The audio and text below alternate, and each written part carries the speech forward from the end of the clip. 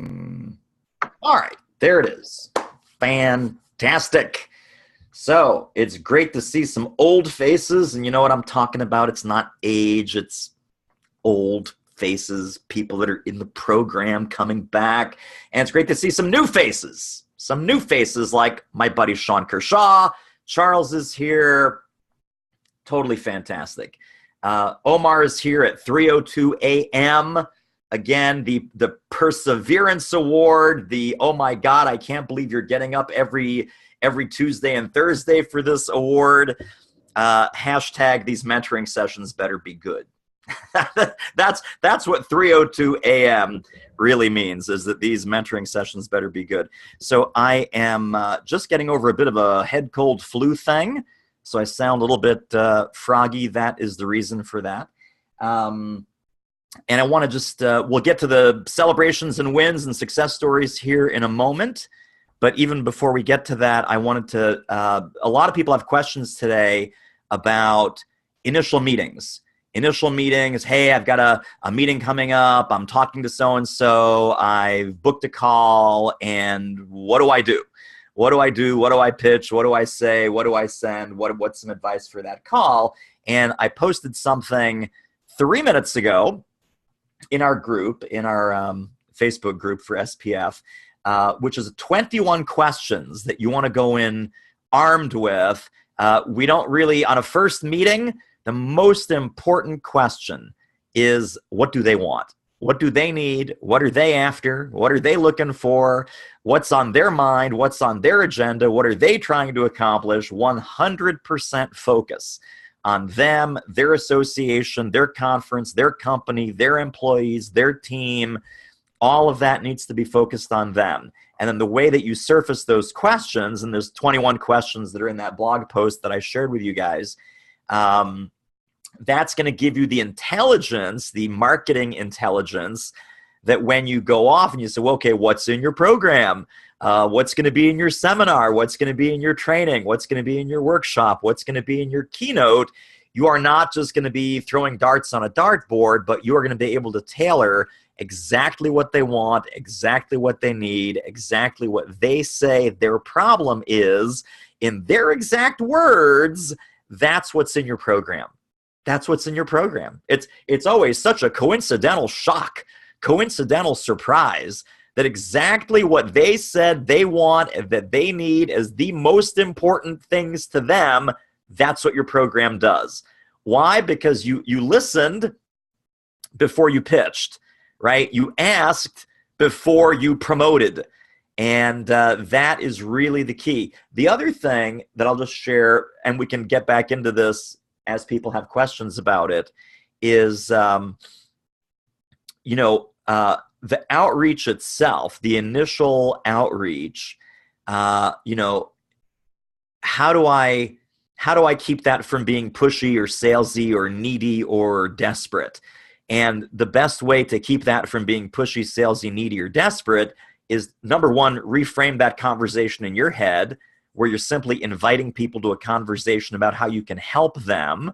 And then that's a total reframe from pitching and pushing and peddling and being slimy or, jerk face kind of sales tactics that no one likes. No one likes it when we get it done to us, and certainly no one likes doing it to other people. But then also always asking them, about their sales process and how they buy.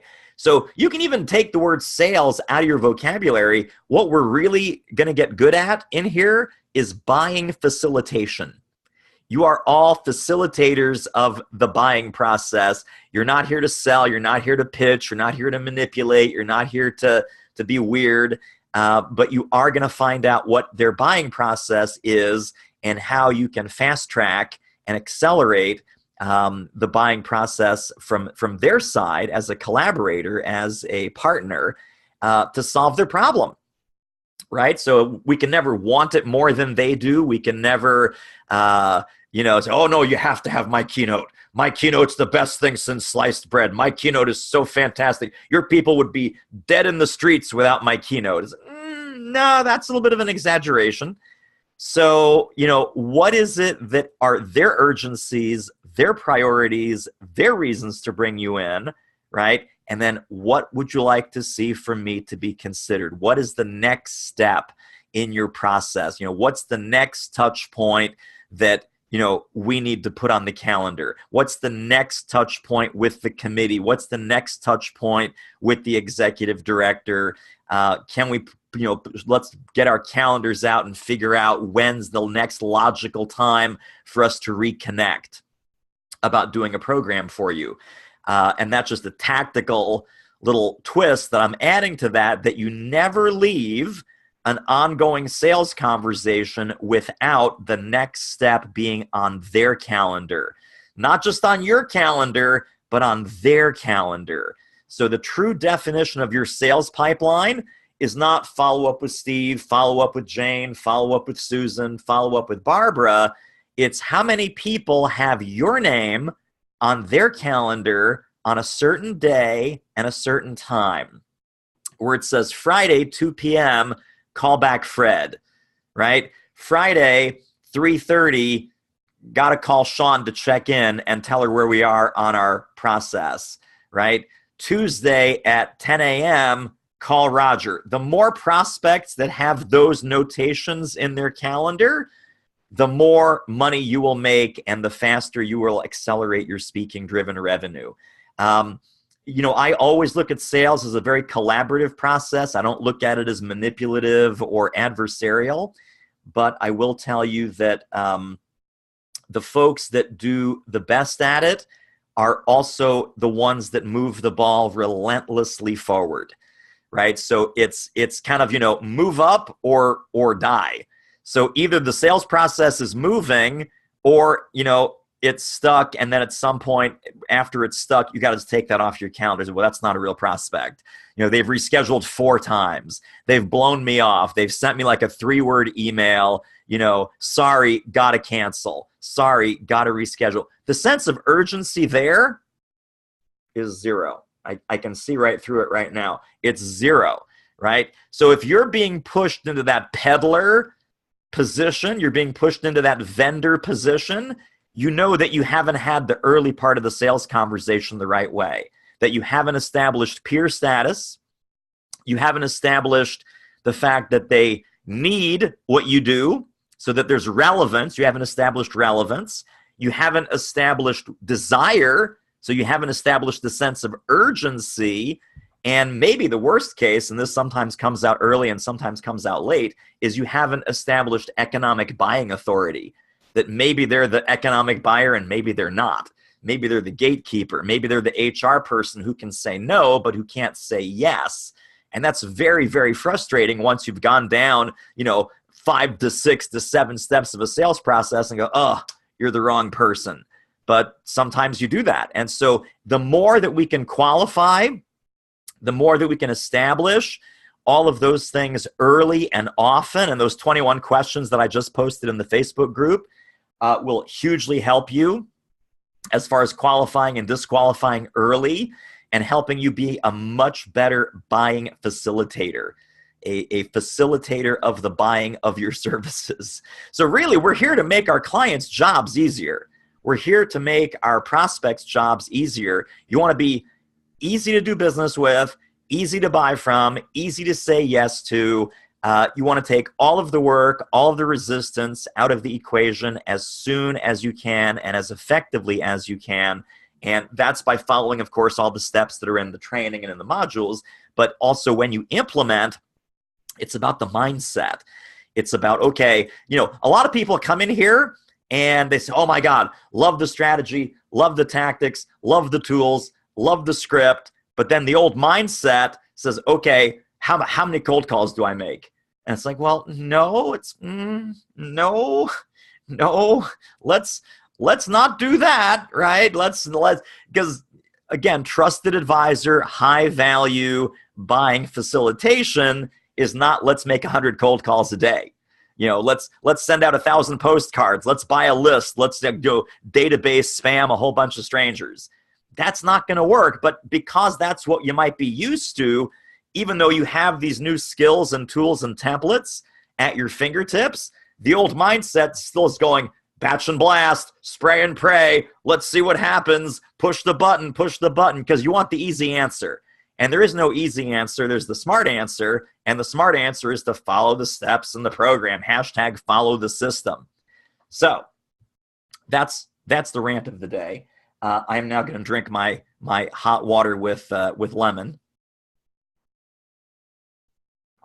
And then let's open it up for some quick celebrations, wins, ahas, insights. Roger is at the ready. So let's start with you, sir. First off, David, good to be back. Yes, welcome back. Thank you. I was down at the University of Virgin Islands 2 weeks ago, did 3 days of programs down there. That went very well. Just to kind of talk a little bit about that, the first one, we're working with the administration. First one was custom design. They want to help, they're using creative problem solving in their strategic planning to make the University of Virgin Islands an innovative university. Went very well. The next 2 days, one was on St. Thomas, the other was St. Croix. Sorry, it was hard duty to do, but had to be, it was essentially a 3-hour program that was repeated 4 times. Went great. So what I want to do is I want to sing you and Teresa's praises here for a little bit. Couple of things that are really working are on the website, really clear products. When I first started working with you, I had a whole bunch of other products. I talked with Teresa. We've narrowed it down to 4 short descriptions. And then on that same page at the bottom are client testimonials. And so if you guys want to look it up, I'll put it in there. It's www.rogerfirestein.com, workshops and talks. We also renamed the labels as specifically as what that is. So it's workshops and talks as opposed to services. And then just one other thing, it's really the trusted advisor that's really beginning to build it, which is terrific. I had a email in from a gentleman who heard me speak back in May and wanted me to do some work with one of their organizations. And we'd set up a time to talk either today or tomorrow at 10. He was very busy. I hadn't heard back from him. So hadn't confirmed the call. So I just took a little bit of your advice. Instead of emailing back, I just picked up the phone at 10 o'clock and said, "Hey, Tim, how are you? We had something scheduled. Wonder if you want to talk." He said, "Boy, I'm sorry I didn't get back to you." He said, "Been really busy. Can't talk now. Let's talk in an hour." Took him right to this site with the products and the testimonials. And that site is doing so well. And the one that sells the most, David, is the Innovation Work Session. Thank you. 3-hour program. Works really well. So really, thanks very much. And so I need to get back with Teresa and get moving again. So I yes. Well, that's fantastic. So Roger, this may be just some intuitive genius on your part, but I'll share it with everybody just in case this is a little sales hack that very seasoned, very smart sales guy shared with me, and you tapped into it maybe by accident or maybe on purpose. If you want to get through to somebody, some executive, some association executive, some corporate executive, some VP, some decision maker, call them at the top of the hour. Okay. So when you call someone at like 9:59, 10 a.m., 11 a.m., 2 p.m., whatever it is, they probably have a call scheduled at that time because these people are typically very busy. Right. People pick up the phone thinking that you're their 10 a.m. call. And it's like, okay, well, you're not my 10 a.m. call, but I picked up the phone, so it's kind of a gotcha. And so that almost always works, as opposed to call them like 10:17 or whatever, then it's easy to go to voicemail and whatever. So there's an opening at the top of every hour that your call is more likely to be taken by a decision maker because they think it might be that scheduled call that they have. Even if they don't have a scheduled call, they go, "Oh crap, I had a 10 o'clock and I forgot about it." And so now you show up and then they answer the phone. So that's a little sales hack from old school selling. He actually had a guy waiting for a 10 o'clock meeting with him. So I caught him at 10. He goes, "Oh, I thought this was." So thank you. Yeah, thank you very much. There you go. Thanks. There you go. Always make that call at the top of the hour. It's more likely to be picked up for that reason. Great. Thank you. Other wins and celebrations. Doug, you've got one? So I combined a couple of the strategies that I've learned in the program. One I reported, and one I didn't. I went and found some people that I have a background with, specifically alumni from Tulane University that I may or may not have known personally when I went there. Some were there when I was there, some weren't. Found about a combination of 6 to 8 different potential leads that I had some kind of back. They would either know me or know of me. So I started there. I used the email template. I sent out a total of 6 emails. At this point, 5 have been opened. 4 have responded. 1 has requested additional information to point me to the right decision maker / decision makers. And 1, I reported this, is a vice president of a major television network. I've got a meeting with him, initial meeting with him today. So that was a tremendous win. And I'm looking, of course, for some insight on how to make that meeting very powerful this afternoon. So thank you. Absolutely. Well, and I think your question was one of the ones that prompted me to post those 21 questions to go into a meeting with, and we can certainly talk more about that as well. Awesome. Other wins. Yeah, Fred, go ahead. Oh, you got to get you unmuted.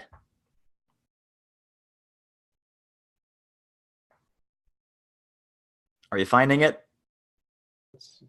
I'm unmuted. How's that? Perfect. Okay. Yesterday, I met with the general manager of the local CBS affiliate television station here. She and I are in Rotary together, and she invited me to come in to discuss facilitating a retreat this summer for their leadership team to develop a mission, vision, and values package. So I went and met with her, and rather than just talk about that, I took your advice and I started doing some digging and trying to identify pain points and, where, she's been at the station for about a year as the GM. So she's changed a lot of behavior over there, and she has some frustrations. And one of the questions I asked her as we were talking, I said, "What's the drunk monkey that runs around your head?" She said, "What do you mean drunk monkey?" I said, that thing in your head that you go to sleep with, you wake up with it, you take a shower with it, you can't seem to let go. And it's like a little drunk monkey running around inside your head, and you can't sober him up. So she says, well, she says, I have a lot of those, but I have one that really is a gorilla. And it has to do with leadership. I can't get my people to understand the concept of leadership. So, hello, I can help you with that. So our conversation evolved, long story short, instead of leaving with just on the discussion of a mission, vision, and values, I got her permission to develop a proposal that would cover the facilitation of the board retreat, of the leadership retreat, also to give her a proposal on a leadership mentoring component, as well as a sales department mentoring component. So I've been able to take prospectively what would have been a single gig, and hopefully, if all plays out like I think it will, it'll be a relatively long-term engagement with the station. That is great. And then just rough, I know that you're just still in the ideation phase with this, but kind of rough price points on all of that? Well, usually when I do a local facilitation of mission, vision, values, and a SWOT analysis, I charge about $4,600 for that. Mm-hmm. And what we're looking at here is probably something that's going to develop into a $12,000 to $15,000 program. Okay, maybe even more. Maybe. We'll talk. I mean, before you put it together, feel free to run it by me, and we can make sure that all the dollar signs are crossed or T's or slashed or whatever it is, but make sure that you're not undercharging for all that wonderfulness that you just mentioned. I will definitely do that, David. Thank you. Okay, great. And yeah, I think there may be several people that are now very much enamored of the drunk monkey question. By the way, that's being trademarked, so don't use it. Okay, so we can't ask that question anymore. Okay, never mind. Drunk monkey TM. TM. Yeah. I get it. See, it's important. It's important to claim that stuff. Yeah. All right. Who else had their hand up? I saw another hand. somewhere, and then we can move to our question queue. Anyone else have celebration, win, success story, small, medium, large? It's not a contest. Don't be shy. And I also want to make sure I can see everybody. There we go. Rocco, go ahead. Just a small celebration, but just got my docs back from Allison, and they look great. So I'm having a call with her this afternoon. So hopefully I finalize those today. Very nice. Well done. Good. Anyone else? I don't want to skip anybody. Anybody else with celebration, win? Kimberly, go ahead. Yes, I posted last night my one sheet that I just received back from my graphic designer. Allison had helped me to put it on rocket boosters, and I'm really excited with how it's turned out, the wordsmithing and the design. And, so that gives me one more tool in my toolkit, and my designer's working on the why hire these next few days. So nice. Ready to get going on that. It's great when a plan comes together. It is. It's exciting. Very, very good. All right. Well, let's jump right into our questions then. Jennifer says, what's your opinion about outreach before the website supports the business? Seems like it's foolish to make contact. So talk to me about that. I have a website. I've had a website. It would probably fit into your same-o, lame-o category right now. Yeah. So it needs some revision. And going into speaking is new for me, so I have absolutely nothing about speaking. And so within the modules, you've talked a lot about how with outreach, if people go out to look at your website, it resonates with everything you're saying. So I'm just trying to figure out what I really need to do as I'm working through the early modules and when I'm allowed to run. Sure. Well, so you can change the words on your website, correct? Yes, but I don't have I'm assuming, and maybe this is a bad assumption, I need a page about speaking. Oh, sure. Yes, of course. Is that something that, are you doing your own website? Do you have a web designer? I am, and I have the flexibility to do it. I'm still in the gathering, what do I put on it stage? Okay. Well, so two things. Number one, and we talk about this in other aspects too, sometimes people think that they have a messaging problem or a website problem, and really it's a strategic problem. So if you're crystal clear on what the speaking value prop is and what the topics are and how that's going to help and serve your audiences and clients, I would put that together, even if it's just like on a one-page Word document. You could put that on LinkedIn as part of your professional summary or your current job description. There's lots of places that can go. That's why it's called your marketing language bank, because you're going to be able to recycle and reuse and repurpose that lots of different places. Once you're happy with it and you've massaged it a little bit and it's gone through Allison's hands, right? And then so you've got the one sheet material basically is ready to go. And then your distinction document, your 7 reasons to hire, 8 reasons to hire, is done. That can simply be transferred to the website pretty much point blank as is, and you're done.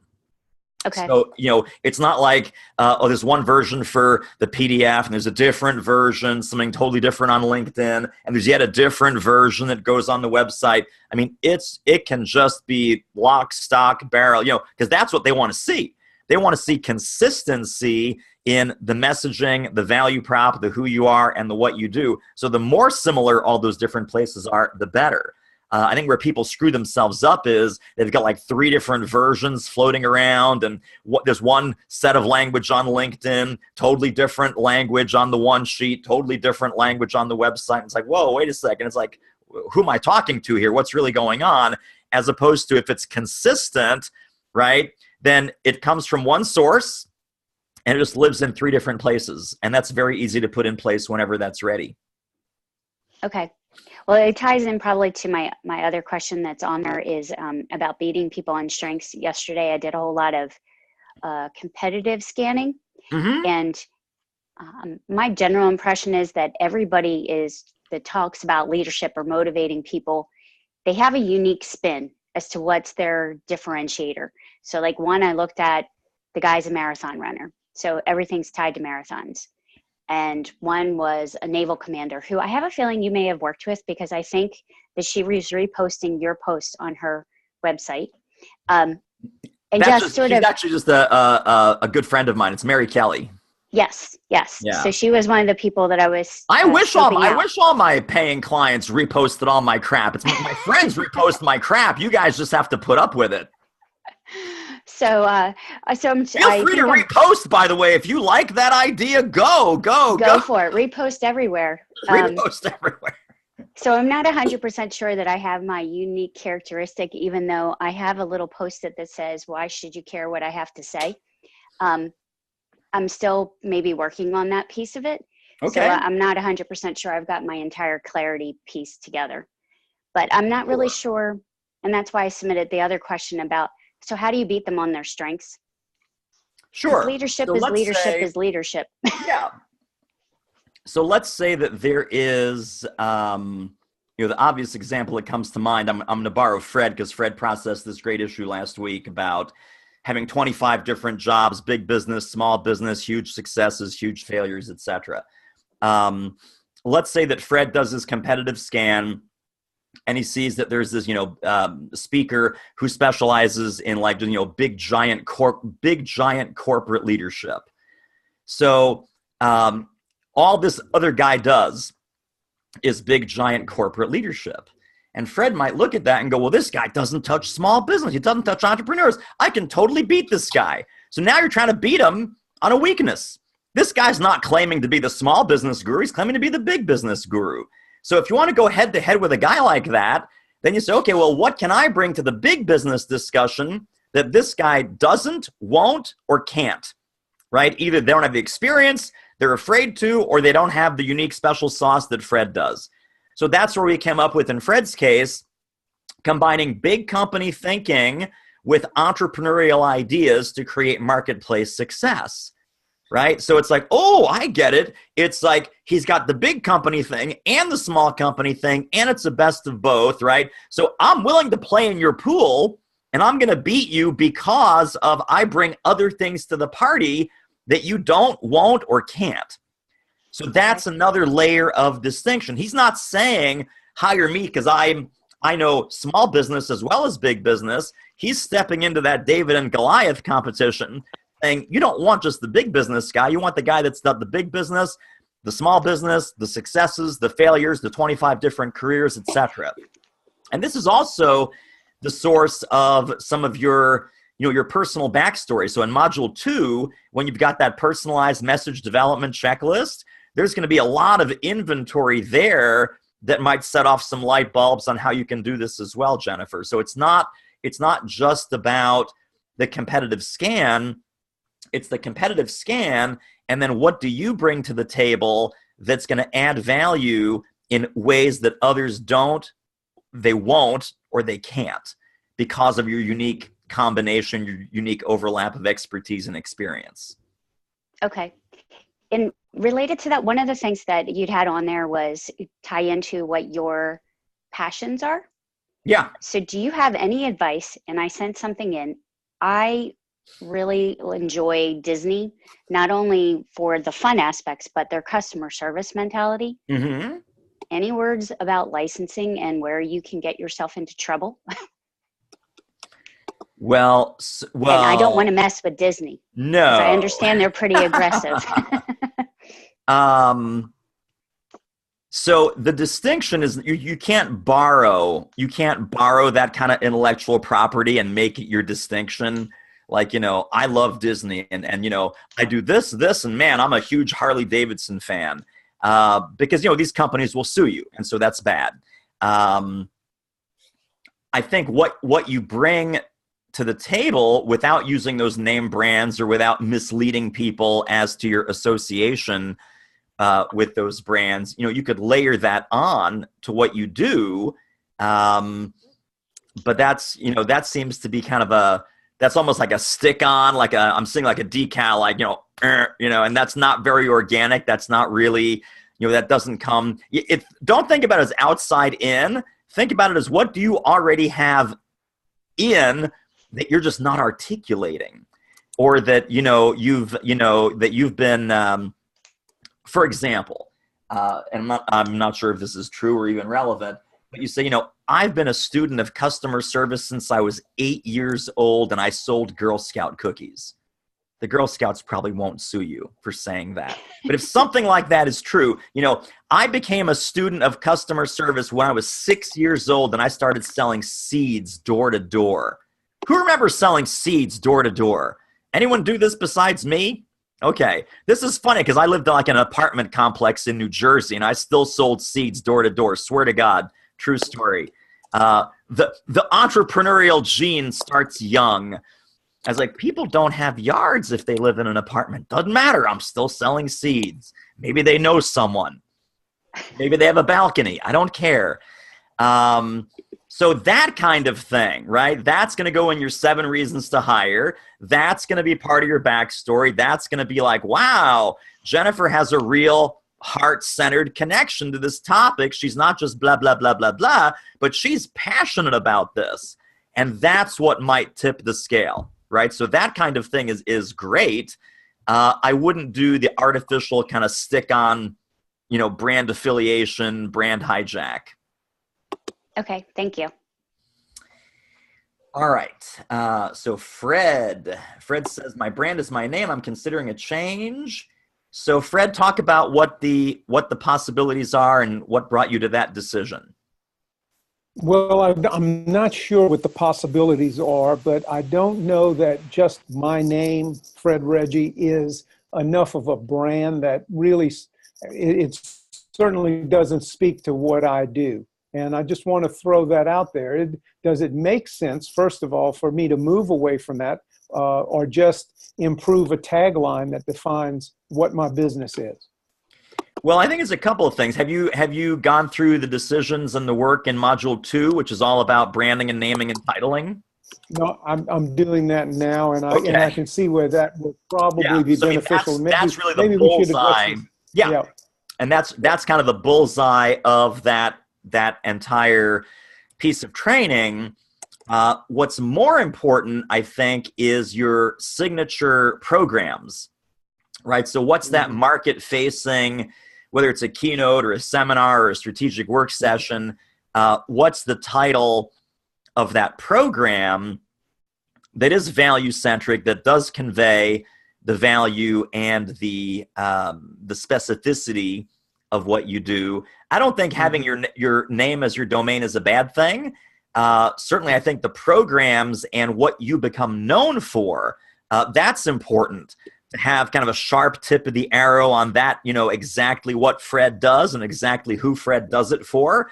And then, of course, why that's awesome and what the outcomes and the results are from that. But if it stays fredreggie.com, that's perfectly fine. It's just a question of what are the parts of the brand sandwich, if you will, that we talk about in Module 2, that some of it's going to be the bread, some is the ham, some is the cheese, some is the mustard and lettuce, and some is the little mayo and pickles and, the 4th level stuff down. But, so my brand is David Newman, Do It Marketing, right? Those are kind of the up at the top. Beneath that are the title of my book, the title of my programs, some of my other kinds of things. Level 3 is the program names, things like the Speaker Profit Formula. Even within that, level 4, the relish, onion, mustard is, marketing language bank, thought leadership platform, all these little signature sayings and labels that I have for things. So taken all together, that's the brand sandwich. And so as long as all of that tastes good together, that works. It doesn't matter. My top layer could have been David Newman. My top layer could be Do It Marketing. It could be anywhere in between there. It's just a question of, is it clear what you do and who you do it for in the main customer facing titles and labels? Yeah, and I see in the second module that will help it come together. It's taken me an hour to watch 60 minutes. 2 hours to watch 60 minutes, I should say. Right. That seems to be a problem because you know what? People, you guys seem to be thinking as you're watching. It's amazing. Yeah. It's really good. I like that. Yeah. Think, stop, write. Think, stop, write. Think, stop, write. That's how it's supposed to be. So it's good. Thank you. You're welcome. Patricia is saying, just wanting to say this is awesome. Go ahead and say it. This is awesome, David. Okay. All this right. is so awesome. I'm so blown away. And yet I'm feeling a bit of overwhelm in this moment. And I'm really grateful. I have my first call with Teresa next Monday. And I'm working through modules 1 and 2. And I thought I had a lot figured out. I'd been working with someone as a brand manager and really thought I was there. And now looking at everything, questioning everything, and feeling a little bit rattled, although I know that's normal, and just simply wanted to check in and say thank you very much, and I'm looking forward to speaking with Teresa. Yes. So let me give you an emotional roadmap of this program. Thank you. we need to create like a little FAQ document. It says, okay, first week, overwhelmed. Second week, depressed. Yes. Third week, confused. Fourth week, slightly optimistic. Fifth week, euphoric. Sixth week, making money. Seventh week, oh my God, this is really awesome. Eighth week, wait a minute, it's already over? What the hell? So that's your emotional roadmap for your time in here with us, and that's how it's supposed to be. But you're absolutely right. Seriously, it is totally expected.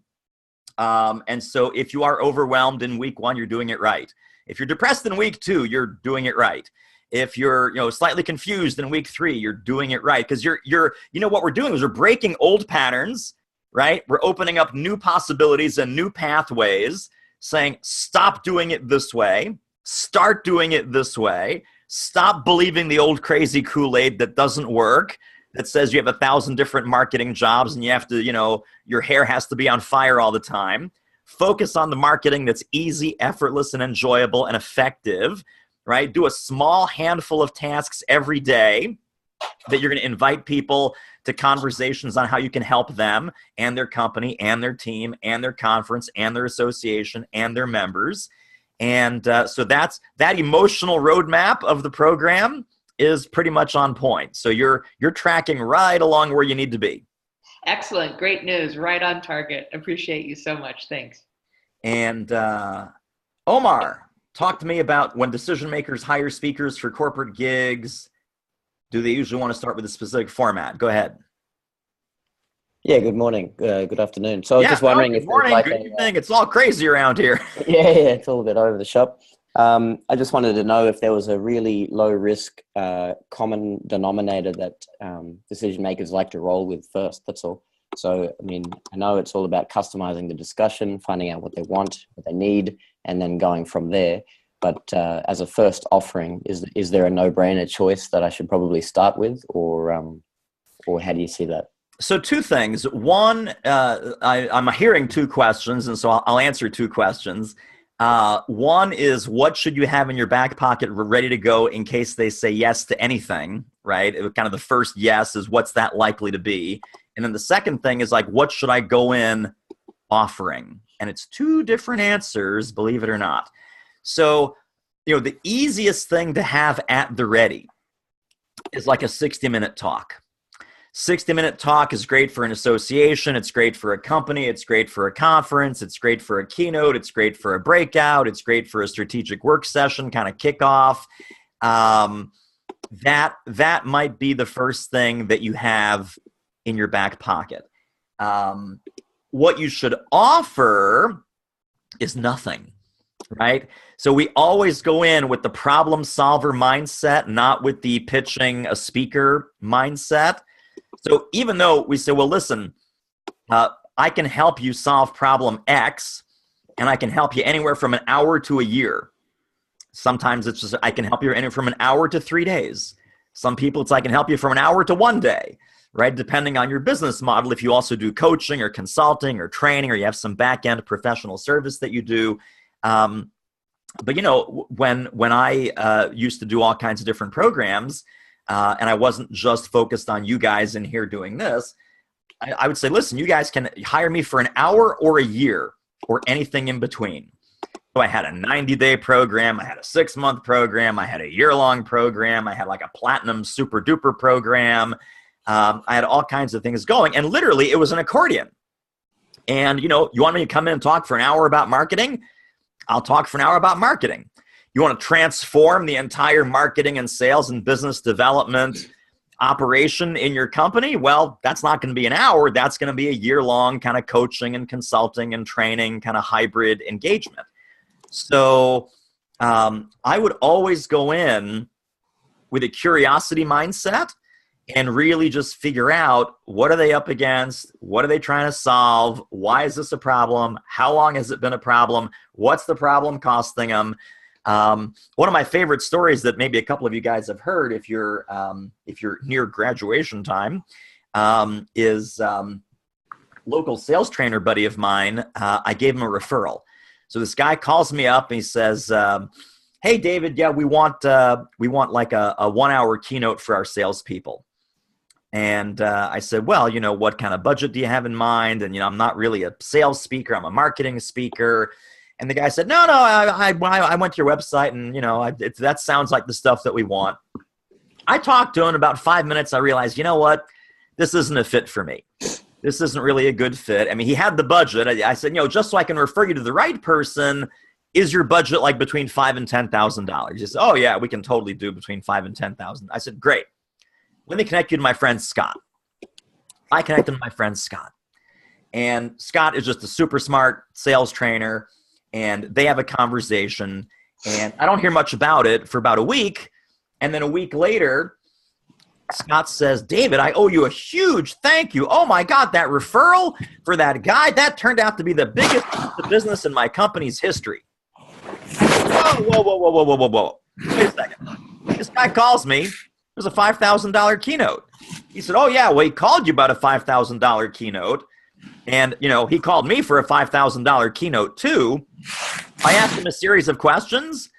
And, what do you want? What do you want to accomplish? Why is this a problem? Why are you having the meeting? Who's going to be at the meeting? Why do they need this training? What gives you the indication they need help with sales training? Blah, blah, blah, blah, blah. Turns out the guy had 6 people on his sales team. 2 of them need to be fired. The rest of the 4 need to be majorly upgraded with their sales skills, and he needs to recruit 2 or 3 new salespeople. So between the sales training and the sales recruiting I'm doing for this guy, it's a $60,000 contract. And at the time, that was the largest deal in Scott's business. So he took a $5,000 keynote inquiry, which would have been very easy to pitch a $5,000 keynote to solve. He didn't do that. He said, "What are you after? What do you need? What are you wrestling with? What's the problem? Why is that a problem? Where else is that a problem? Where else is that showing up? How do you know? And what else? And what else? And what else?" Turn the $5,000 inquiry into a $60,000 year-long contract, which included firing 2 of the salespeople, recruiting 2 more of the salespeople, doing a year-long sales training and sales development program for all 6 of them, doing some on-site consulting, doing some other sorts of things, some virtual sales management, etc. So the mantra is, even though you have that keynote in your back pocket, don't be too quick to sell the keynote. If Scott had sold the keynote, he would have sold the keynote. He would have had a $5,000 day. Woohoo! Instead, he had a $60,000 day because he listened, he asked, and he wasn't too quick to reach for that keynote that was in his back pocket. So that makes sense, and that would have been better value for the client as well, because that's what they wanted. It would have really solved their problem. Exactly. Right. Yeah, I'm with you now. Okay, that answers a lot. Thank you very much. You bet. Rand, did you have something to add to that, or did you want to chime in? I saw your hand, or you were just waving at someone else. I was waving at somebody walking by. Like, "Hey, how you doing? Hey!" All right, so Charles.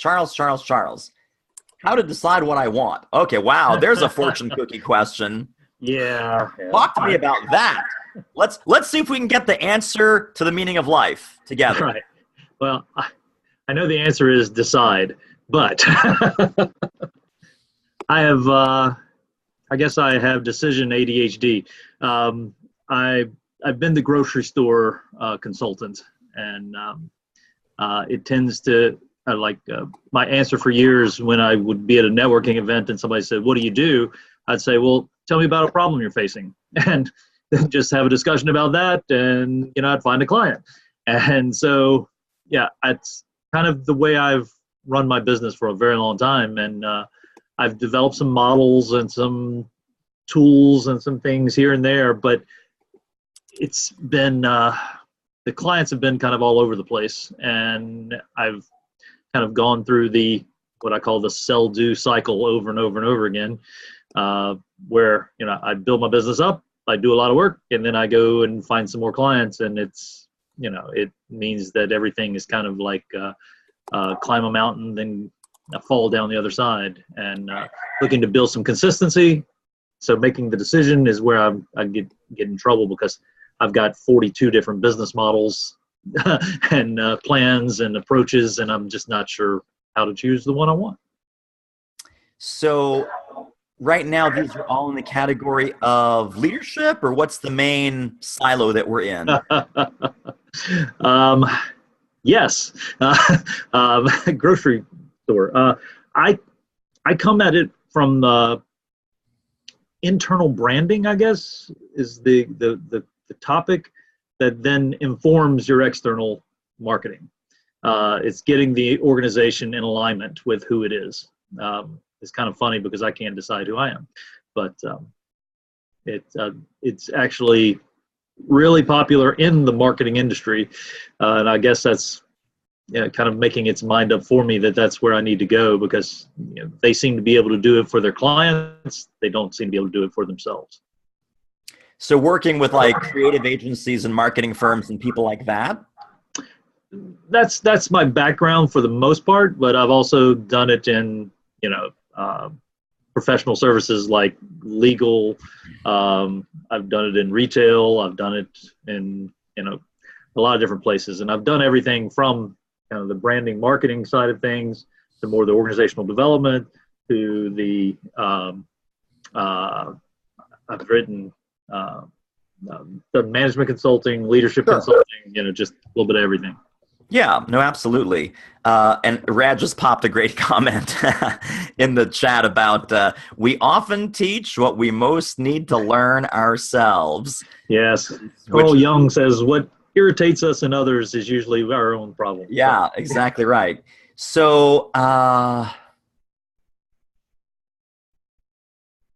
guess, one way to very quickly clarify these kinds of decisions is not look at it from what we're doing and how we want to label ourselves or what kind of work we want to be doing, but flip it over to the client side and really look at it almost like through the other lens, through the buyer's lens, which is what are the problems and challenges and heartaches and headaches that they have, where, call Charles on the big red phone would be called for. So how do they know when they need you? What are the symptoms, the conditions, the hallway buzz, the dysfunction, the craziness, the misalignment? What does that look like, sound like, feel like, taste like when they're experiencing it in the moment?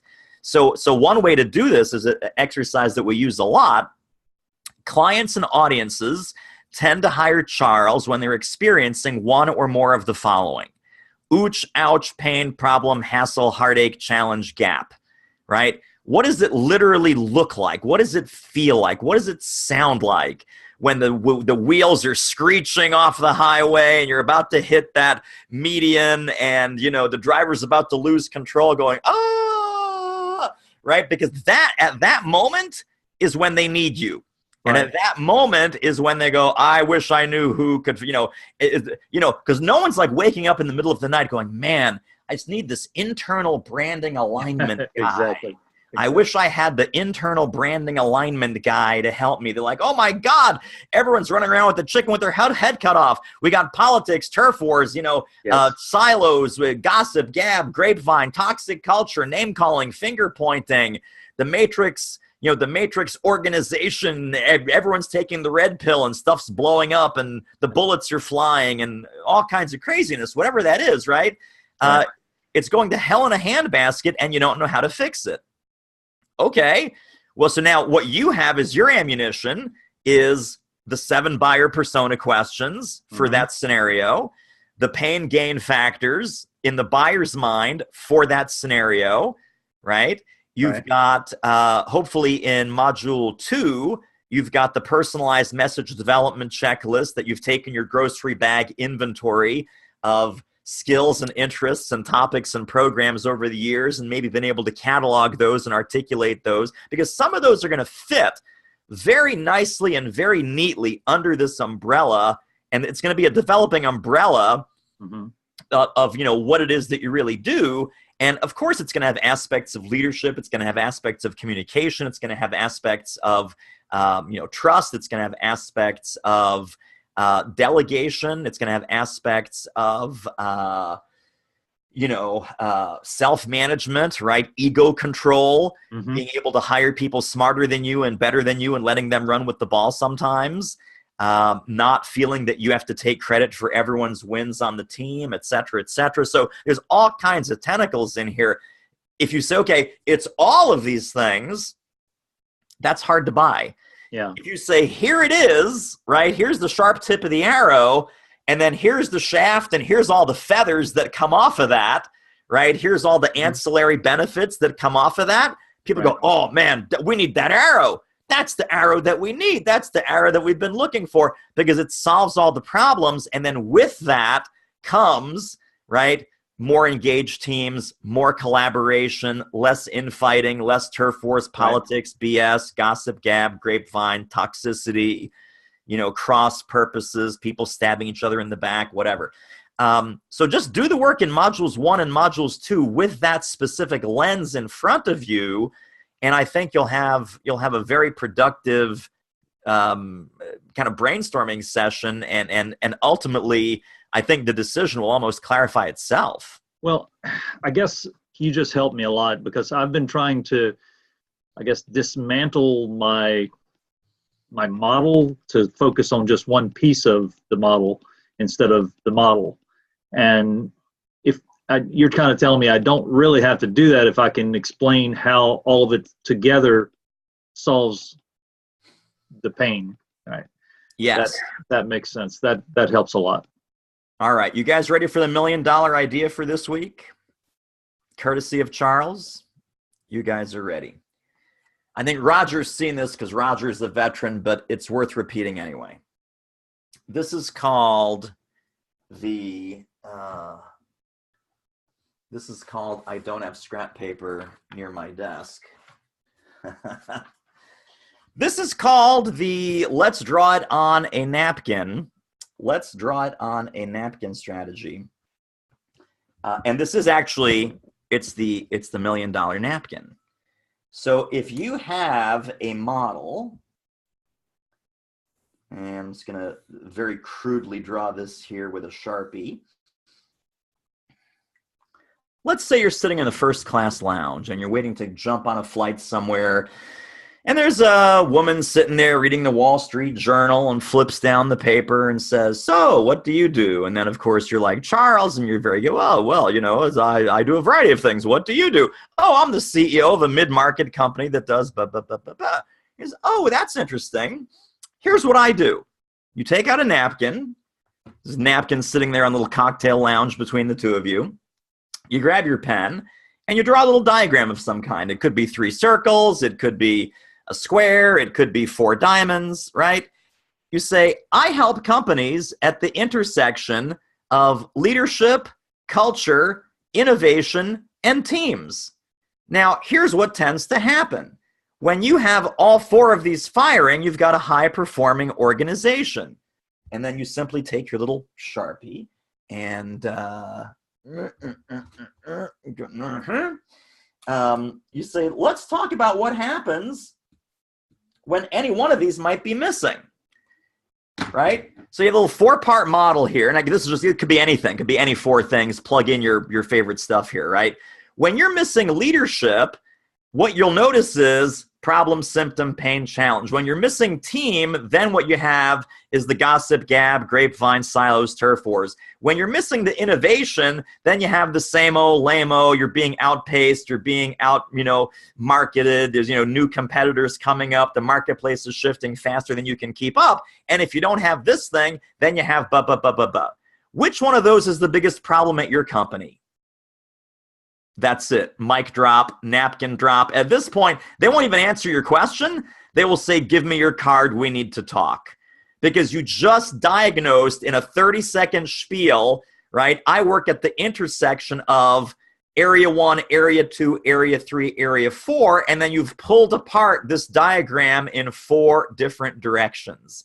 When you're missing this, you have these problems. When you're missing that, you have those problems. When you're missing this third thing, you typically see 1, 2, and 3. And when I pull this piece out, it's like playing Jenga, that pretty soon the whole thing crumbles to the tabletop. So which one of these is the biggest problem in your company? Oh, man. That silo thing with the arguing and the turf wars and the, all my department managers feel like they're babysitting 3rd grade lunch period. Yes. And again, that's the language. It's not like, oh, have you noticed a lot of political infighting with blah, blah, blah, blah, blah, blah, blah, blah, blah. Do you feel like you're proctoring the 3rd grade lunch period and all the kids are fighting and throwing and no one can share toys? Yes. Well, then you have a team building problem, right? Leadership, right? You've got command and control, top down. People are told to sit down, shut up, do what they're told, and do what they're told the first time. Well, gosh, how effective do you think that's going to be? Not very effective. Okay, you got a leadership problem, right? Innovation problem. Are you constantly being outgunned, outsmarted, and outmaneuvered by competitors both bigger than you and smaller than you? Man, doesn't that piss you off? Yes, well, you got an innovation problem. So now, because I pick these apart using very plain kitchen table language, and I said my program is at the intersection of these 4 things, they now think you're a rocket scientist, right? Because there's a million guys that do leadership. There's a million guys that do just innovation. There's a million guys that have a team building program, and there's a million guys that do employee engagement or culture or whatever. You say it's a little bit of this, plus this, plus this, plus this. Who wants some? And they go, wow, that guy just described the exact problems that we're up against. So if you can napkinize it, right, this is all you need to do. This right here. It's the $1 million first-class lounge cocktail table napkin that explains what you do. If your topic lends itself to this, fantastic. If it doesn't, don't worry about it. This is like a bonus thing. People say, can Allison review my napkin? The answer is no. Allison's not going to review your freaking napkin. Send me your napkin. Send me your napkin in the mail. I'll send you guys this. I'll drop this in a FedEx envelope and mail it out to you. But that's how you describe it literally in 30 seconds with a quick little visual. It's super easy, and people go, oh my God, give me your card. Give me your card. This is what we've been looking for. This is exactly what we need. Because we've tried to solve it with just leadership training. Guess what? That didn't work. We tried to solve it by sending people out to a career track class. Yeah, that didn't work. We tried to do that by, giving everyone a copy of Who Moved My Cheese. Yeah, no one's going to read Who Moved My Cheese, and that's a stupid book anyway. So, right, they need you. They need you. They don't need freaking Who Moved My Cheese. So, you move my cheese, I break your legs. That's the Philadelphia version of that. That's the Philly version. So, Charles, does that help as far as kind of combining? And it's the power of combining multiple things and having them under one umbrella. It's not a liability. It's a huge asset because now you're in a position to do this kind of combining, recombining, constructing, and deconstructing. Even if one piece of your thing is missing, they're hurting and they need you. Yeah, I think the way, I was trying to do something in that vein, but yours made it so much clearer. I never really talked about, leadership, innovation, and all the pieces the way you did. I always talked about it as a process of, plan, prepare, perform, which is actually the process, not the problem. And, right. I'd talk about the problem within the process, not the problem first and then the process. So that makes a lot of sense. Exactly right. Problem first is a great way to put it. Cool. All right. Robyn, from my research, I can see that women's leadership is a huge concept. All right. Talk to me. Well, I see there's, tons of organizations, Women's Leadership Alliance, Women's Leadership Conferences, Women's Leadership Groups and corporations. And if I want to give talks and programs on managing the return for maternity leave, I feel like I should be able to fit it somehow into that rubric, but I can't quite figure out how. Well, so part of this might be your validation and your testing step, where you have asking for air conversations, right? Asking for advice, insights, recommendations. And that's in modules 3 and 4 as you start to do some market-facing activity, is, going out and, seeing if there's some traction with this idea. It might be women's leadership. It might be other pockets of the company. It could be, and again, I don't know, I'm not mind reading or guessing here, but either they'll really resonate with that, or they really won't resonate with that. And they go, oh, that's not what we're about at all. That's not, it's so they might totally take it the wrong way and go, yeah, we don't want to get involved in that, because that seems like it's not what we want this women's leadership group to be about.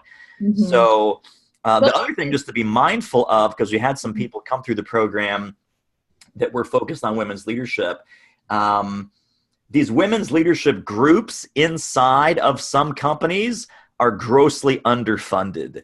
And so it can be a very tough road to try and make money directly from those budgets or from those groups. Again, worth validating, worth testing in your arena, but don't be surprised if you find that there are much better, more profitable paths than that. That's confusing. I mean, I had my best gig at the women's leadership group at the College Board. I got $4,000 for a talk on managing work-life balance. Well, I'm not here to confuse you. I'm here to take away false certainty. How's that? Okay. So if you got one gig, it's like, oh man, that was my best gig so far. It was $4,000. So first of all, your gig should probably be more like 5,500, 6,500, 7,500.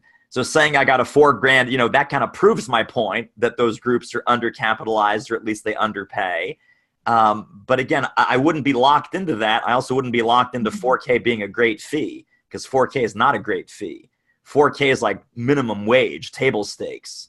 Because in looking at my competition, there was one woman's website who didn't do maternity leave stuff, but did, mindful motherhood, definitely work-life balance, stress reduction. And I have talks on all of those topics. And when I looked at her client list, it was all those kinds of women's leadership groups. Again, just worth validating, worth testing. Some of our competition knows exactly where to go hunting and fishing, and some are clueless and way more broke than we are. So you definitely don't want to do a downward competitive scan and go where the broke people go.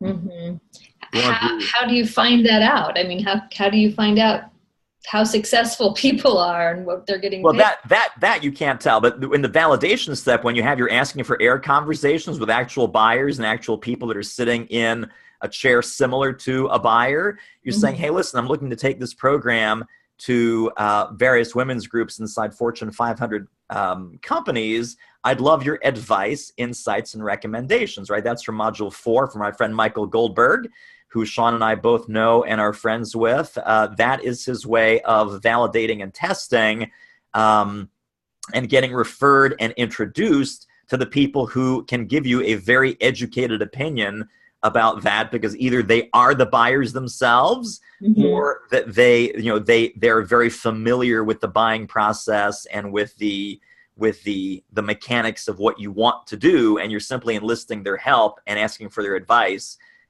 in getting that to happen. Okay. Did you come across the asking for air section? I think it's module 4. No, I'm still drowning in module 2. Okay. We like to say working through. We like to say navigating. Navigating is a better nautical term, perhaps, if you want to use water. I'm doggy. Yeah, I mean, so everything is find outable, right? Maybe that's the mantra for everyone, is that everything is find outable. You should never be guessing. You should never be hoping. You should never be praying or winging it. right? When in doubt, find the right people to ask. And the right people to ask are usually the people that are sitting on the other side of the desk with checks. So, find a friendly buyer, find someone who's connected to you on LinkedIn, find someone who looks like they have the right job title, they look like they're in the right company, and simply float this idea by them and ask for their advice, insights, and recommendations, and you will get it. Okay. All right. Thank you. Yeah. All right. So let's see, Doug. Yeah, let's talk about your initial call. We already talked about this a little bit. What specific questions do you have about this particular guy?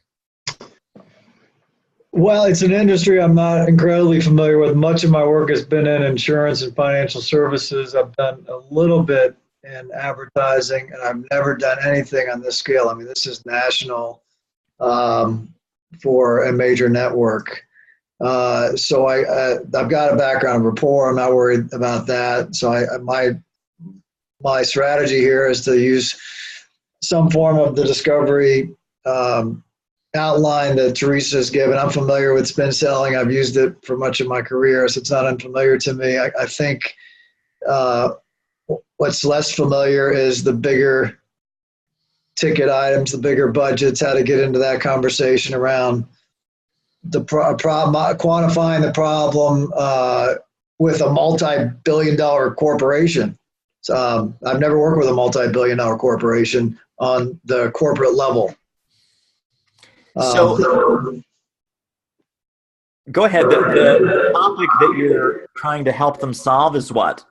Or the problem? Well, this is an initial phone call. This man's vice president of sales of the corporation.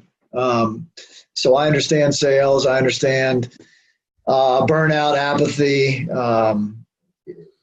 topped out, the veterans that are making, they're comfortable. I know this particular company, according to public information, their sales are down 3% this year, which probably is my guess is a concern for this level of business. Right. So I don't know if that's something I should bring up or just, ask open-ended questions until I uncover some pain and kind of go with it. I know how to do that. This is not incredibly familiar territory for me on the level of the magnitude of the company or the scale, I guess. So I guess that would be if there's some specific things that you would recommend for an advertising conglomerate like this of a major network. And I can't reveal the name, but the initials are ABC. Right.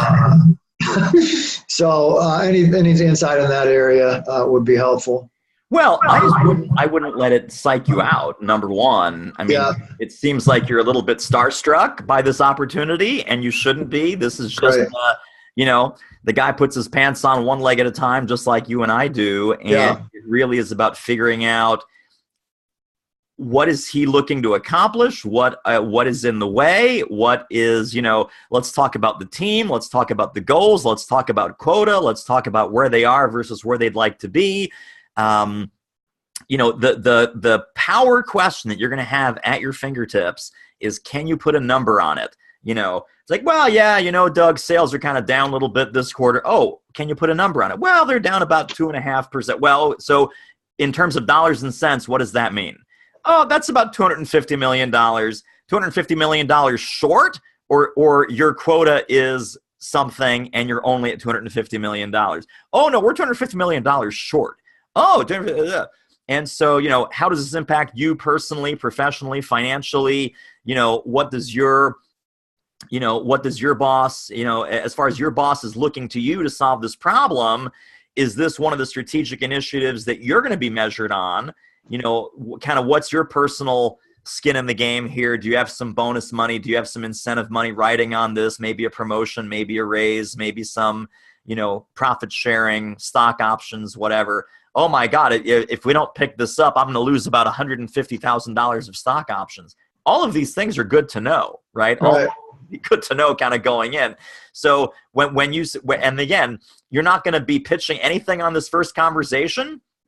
If he does have some good buying signals and says, Doug, we need to bring you in. Doug, what can you do for us? Doug, how does this work? What I would say is, I've got some more questions for you. And then, I'm going to sharpen my pencil. I'm going to come back to you with 2 or 3 good options that we can move forward with. Right now, I don't really have enough information. And you can tell them, my process is like a doctor where it's diagnosis, prescription, treatment, outcome. So unless I do a complete thorough diagnosis, where you are, where you want to be, what's in the way, where does it hurt, how much does it hurt, how long has it been hurting, what other treatments have you tried? I'm not going to just kind of shoot from the hip and say, oh, you know what, it's a seminar. Oh, you know what, it's a year-long sales program. Oh, you know what, it's some third thing I'm pulling out of my hat. I don't want to pull stuff out of my hat. I really want to help you and serve you and make sure that you get the results that you want. Great. Awesome. And so no prospect has ever left an initial meeting saying the following: I am so pissed that Nicole did not pitch me a program. I am furious. I can't believe she didn't give me a pitch. I was really hoping for a pitch. I can't believe she had the nerve not to pitch me anything.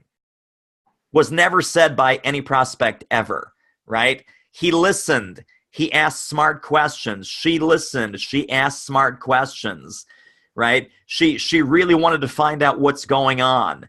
She didn't have a surface level quick fix Band-Aid solution, not understanding anything about our business, about the depth and scope and type of problems that we have. You need to understand the culture. You need to understand what the top performers there are doing. You need to understand what the bottom performers there are doing. One question that I get a lot of mileage out of is looking at your goals and looking at your company. How do you think your top performing sales folks look at it differently than your bottom performers?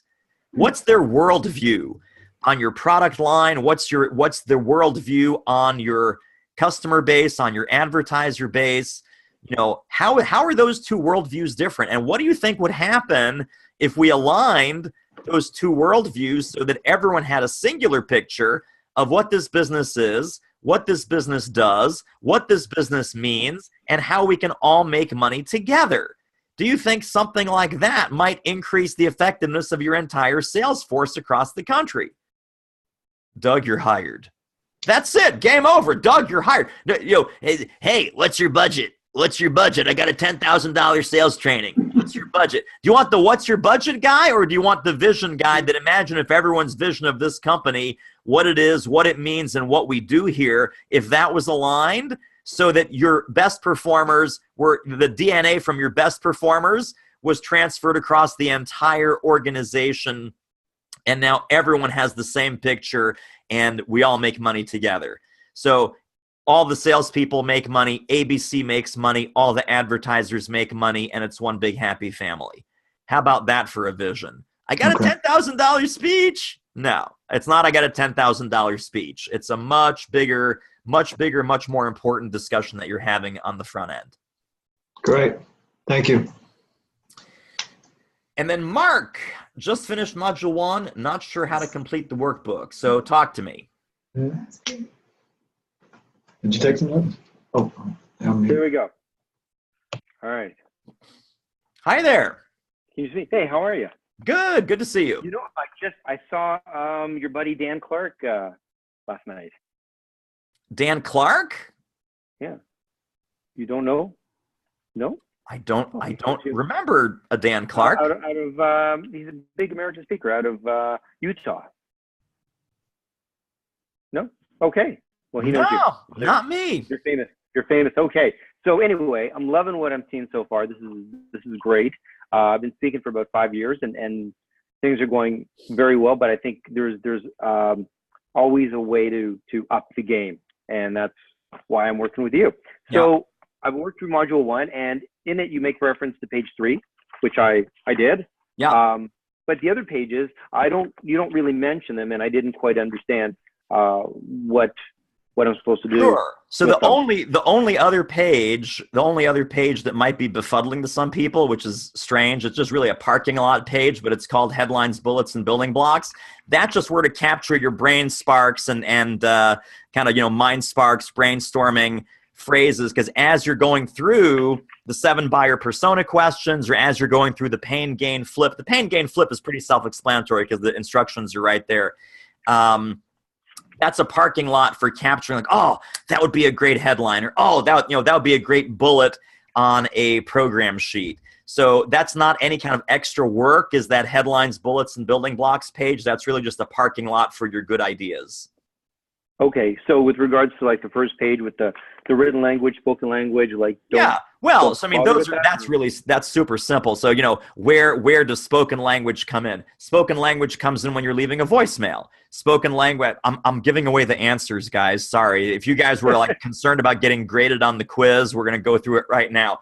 Right. So when you introduce yourself at a networking meeting, when you're leaving a voicemail, when you're doing a podcast, and you're being, you're a podcast guest and they're reading your introduction. So all of those things in spoken language, even when you're being referred by someone, you have to hire Shawn Kershaw because she's totally awesome. You have to hire Kip Backscheider, who's one of the best talent development guys in the business, right? What do other people say about you verbally, right? That comes from you, and that's part of your marketing and your messaging. And then written goes, it's on your business card, it's on your website, it's on your one sheet, it's on your, so that's just a little exercise to kind of get you warmed up of all the different places that material can go. And then I think even on the second page, I give you all the answers too, don't I? About the headlines, not really, bullets, but I mean, you pretty much just did. So yeah, email subject lines, blog post title. I wasn't sure whether I'm filling all this out sort of for my own. You or are. whether this is something. Yeah, no, okay. That's just for you. That's just for you. That's cool. That's cool. Okay, thank you. You're welcome. Yeah, that headlines, bullets, and build. I just rip that out of there because people go, "What's headlines, bullets, and building block?" I just call it parking lot. If I just called it parking lot, then I wouldn't have to explain. Oh, that's a parking lot, but it's a parking lot. So good. Wow, great progress today. Other questions? I think that's the end of our pre-submitted question queue. Anything else for anyone else? Kip, go ahead. I'm not sure how to address this. Can you hear me with a new mic? Is that working? Yes, you're good. Okay. I had made some changes in my LinkedIn profile and added my one sheet there. Put that on a reference of that on the Facebook page. And Allison said I should send it to you in a support to do it marketing instead. So I'm not quite sure. Yeah, well, so the only difference is if you want, so whenever you guys want feedback from the crew here, feedback from your colleagues, that's when you put things in the Facebook group and say, hey gang, what do you think? And then we can all, you can all chime in and give each other your 2 cents. If you want our eyeballs on it, right, because we get Facebook messages, we get emails, all kind of crazy stuff. We've now systematized that. So don't put anything in the Facebook group. Don't private message. Don't email it to us personally. Email it to support@doitmarketing.com. That goes right into our help desk system. That way Sam sees it, I see it, Morgan sees it, Teresa sees it. We all see it. And then we can act on that much, much more quickly. So it's now sort of a separation of 2 streams. You're certainly always welcome to post things for each other's feedback because there's a lot of smart cookies right here in this group, as you know. And then if you want our eyeballs and our feedback on something, always email that to support@doitmarketing.com. Okay. Well, it's that's the difference. Your system there somewhere. Yeah. Okay. Great. Thank you. Excellent. What else? Shawn. Hey. Hi, David. Hey there. Hi. So I have a question. I posted it, but I don't know if you can see it or not. I have sent several proposals to several prospects. I've had the initial call. They're interested. Here's the proposal. Here is the program. I didn't scope it as big as I could have, but that's because I didn't know you back then. But now I'm having trouble, getting them on the phone, having them pull the trigger. This is the program. This is what we decided. This is the pain. This is what I'm solving. So any ideas about, except for the call at the top of the hour, which is helpful, any ideas about that kind of, just getting them back on there to, they're crazy busy people. And one of the things I'm trying to do is get them organized. And that's who my clients are disorganized people. So, right. So that's like the good news and the bad news. So I've got a little red flag goes up in my head, and I think probably the same red flag with Cash and with Ken and with a couple of our other sales experts, Fred, Charles, probably. When they say send me a proposal, and it's kind of like this slapdash transactional thing, that sometimes doesn't mean send me a proposal. That sometimes means go away. Oh, but it's not. It's not. Oh, it's not. And I so understand. these are legit. Yeah, they're legit. Yeah. Okay. So that's the kind of the first thing is want to be careful because And I get that. Okay. Thank you for that. So another sales tactic that you absolutely want to embrace is that every proposal has an expiration date. So if you say, oh, here's a proposal, you come back in the year 2027 and I'll still be here. I'll still be here in 2027. It's like, I got a proposal from 2018 here. These prices still good? No, the prices are still not good, right? But you say, so listen, Wanda, my calendar's a moving, this is what you say on the phone. Wanda, my calendar's a moving target. I got stuff coming on the calendar. I've got dates that are taken out of inventory all the time. I'm going to hold a proposal and a pricing for you for 7 days. Okay. Are you able to get back to me with a next step decision within 7 days, or would you like 14? Okay. Right? Because sometimes the reality is, the committee doesn't meet until whatever, right? But as long as you say, listen, okay, so I sent you something today. Today's the 20th. I might say, we'll look at this later this week and we'll get back to you by Monday. Fantastic. So I'll set this document to expire on March 27th.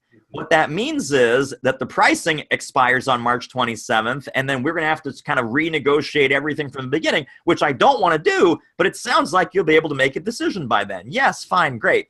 The only reason to do this is now it's Wednesday. Now it's Thursday. Now it's Friday, and I still haven't heard back.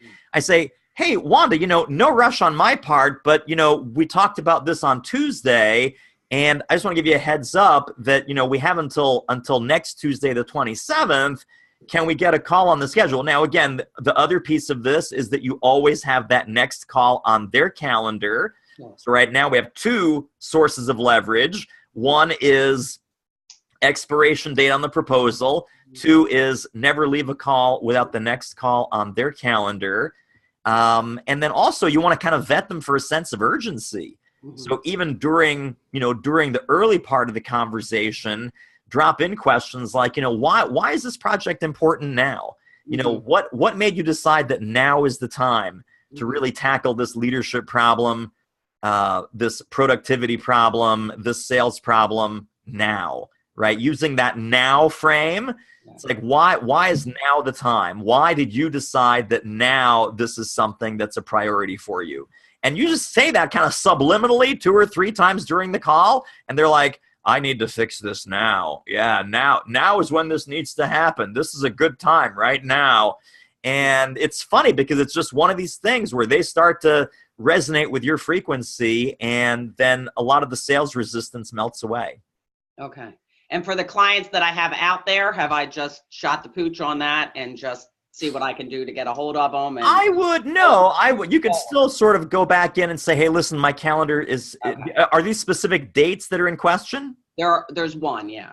Okay. So if you have specific dates in question, you say, listen, I've got some other clients kind of nipping at the heels of those dates. Okay. And I wanted to give you first crack at it. Right. And then once you get them back on the phone, then you cannot let them off until you've got the next touch point on the calendar. Okay, great. Thank you.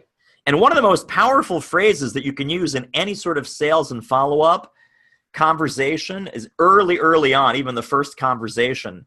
Would it be okay if we move forward on a calendar basis? And they say, oh, yeah, well, that sounds interesting. What does that mean? You say, well, I know you're very busy. I'm very busy also. Is it okay if we agree that we will always look at the calendar for our next touch point so that we don't lose track of each other and we can keep our momentum moving forward? And they will almost always say yes. Okay. So you say, okay, well, so we're having our first conversation today. Suzanne, before I let you go, you mentioned you're going to share this with Bob and Linda. when do you think you'll have that meeting with Bob and Linda? Oh, tomorrow. Okay, well, that's great. Would it be okay if we follow up then on Thursday morning, or I also have some time Friday afternoon? Which works better for you? Friday afternoon. Great. How about 3 o'clock Eastern? Wonderful. And so you're literally putting it on their calendar. And in my world, by the way, they call me. Yeah. I don't call them. So I'll say, okay, well, so on Friday at 3 o'clock, you're going to call me at 610-555-1212. I'll send you a quick confirmation email. Send them a calendar item if you want to. The calendar item says, at this time, you will call me on 610-555-1212. Thanks so much. Looking forward to our next chat. And it's all inbound from there because you're the doctor and they call you, right? When the patient's sick, the patient calls the doctor. Okay, great. Thank you. All right. What else? Anything else for anyone else? Everyone else is good? I just posted a question, David, on. Yeah. What do you got?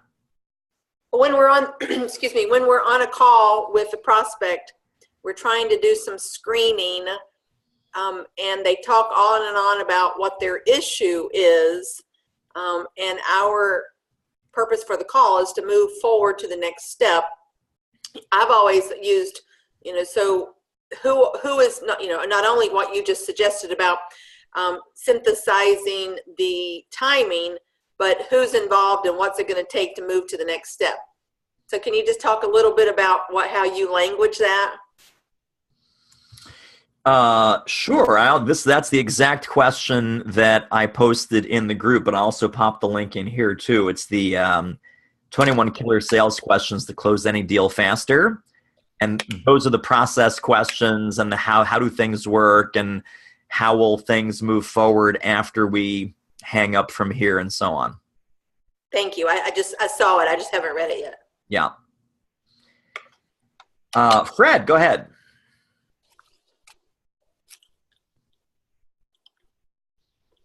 I think you're here. There you go. Can I recommend a book to the group? Please do. Okay. This is a book. It's called Power Questions, and it's by Andrew Sobel and Gerald Panis. And it consists of 330 essential questions that you can ask. Questions like the question that stopped an angry executive in his tracks, the sales questions CEOs expect you to ask versus the questions they want you to ask. And it's really an enlightening list, and it gives a description and as to why that question is significant and when you can best use it. So it's a good resource, and some of you may want to take a look at it. Nice. Good recommendation. I think Teresa also popped a couple of book recommendations based on someone else's question. Paul Cherry has another great book called Question-Based Selling. But I also I've seen the book that Fred is, I probably even have that book in my basement. And so, anything that gets you it's the reason to buy these books is so that you reflexively start to think in questions instead of what can I pitch, what can I sell, what can I say next that's going to sound really smart. Because in a sales conversation, we're almost always judged more around the questions that we ask than we are the statements that we make. People never say, "Oh, that was a brilliant statement that you just made," but they will say, "Wow, that's a great question." Right? So getting them to think differently, and also when you're asking a question, right, and they're talking, there's a sales trainer in the UK who I admire a lot, Phil Jones, and Phil says a prospect who is listening is not a prospect. Think about that. A prospect who is listening to you is not a prospect. A prospect who's talking is a prospect, right? Your job is to get them talking. A prospect who's sitting there like this, listening to you go blah, blah, blah, blah, blah, blah, blah, blah, blah, blah, blah, blah, blah, blah, blah. I'm awesome. I got a great keynote. I got great consulting. I'm totally fantastic. You should buy my stuff. My stuff is awesome. You really need my stuff. My stuff is so good. not a prospect, right? Prospect who's talking is a prospect. Questions get them talking. So if you can build that question muscle and become really a student of question-based selling, I think it's going to move you miles and miles and miles ahead. Really, really good. Yeah. What do people think about communicating with client via text? Their choice, not mine. Well, I think there's your answer, right? Their choice is their choice. So whatever their preferred method is. I mean, people have closed deals on Facebook Messenger. They've literally closed deals on Facebook Messenger for speaking gigs. This is like astounding to me. It's like, because I'm old. I don't know about you guys, but I'm old. And it's like, Facebook Messenger, no, you have to talk on the phone. No, you have to send a proposal. No, you have to, Facebook Messenger, here's the date, here's the number. Yes, absolutely, sending the invoice now. They probably popped the invoice in the Facebook Messenger. They probably got paid on Venmo. I don't know what's going on. It's crazy town around here. These young kids are taking over. Listen, be careful, all y'all. Young kids, they're out there. They're taking over the speaking business, and just for God's sakes, be careful. I don't know what they're doing out there with their PayPal and Venmo and Tweetbook and Space Chat and whatever the hell they're doing. All right. Well, that's the end of the stand-up routine for today. I will see you guys on Thursday. Actually, Teresa will see you on Thursday. Depending on this weather, I may see you on Thursday anyway. I was going to be in Santa Fe. I was going to be in the air, but I might not be in the air going anywhere with this nor'easter. So I'll either be in Santa Fe and you'll have Teresa, or you'll have both of us. It'll be awesome either way. Okay. Have a great day, guys. See you on Thursday. Bye.